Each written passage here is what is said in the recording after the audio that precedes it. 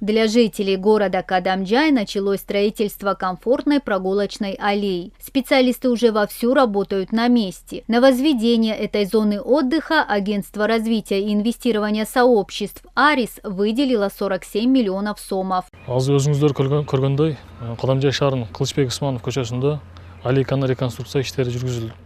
Началась реконструкция аллеи на улице Кылычбека Исманова. Этот проект реализуется в рамках программы по развитию Баткена. На сегодня завершено 60% работы. По плану строительство должно было завершиться в октябре, но работа идет в ускоренном темпе, и мы надеемся открыть аллею ко Дню независимости.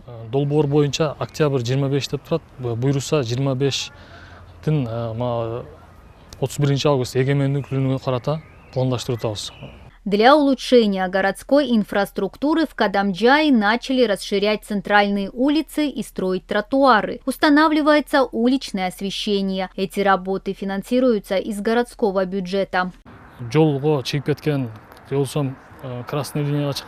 Мы снесли все объекты, которые выходили за красную линию. Перед этим провели разъяснительную работу с их владельцами. Дороги и тротуары расширяются. Мы установим скамейки, освещение, урны и другое. Средства выделены из бюджета города.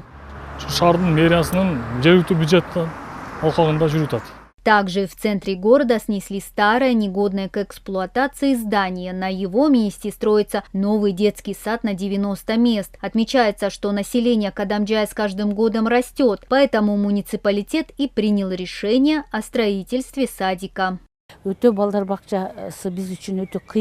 Устроить ребенка в детсад сейчас не просто из-за нехватки мест. Очень давно, еще при комбинате, у нас было 5 или 6 детских садов, и все дети получали дошкольное образование. Теперь же в центре города детских садов нет, и это большая проблема для нас. Сейчас мы радуемся, что наконец-то началось строительство нового садика.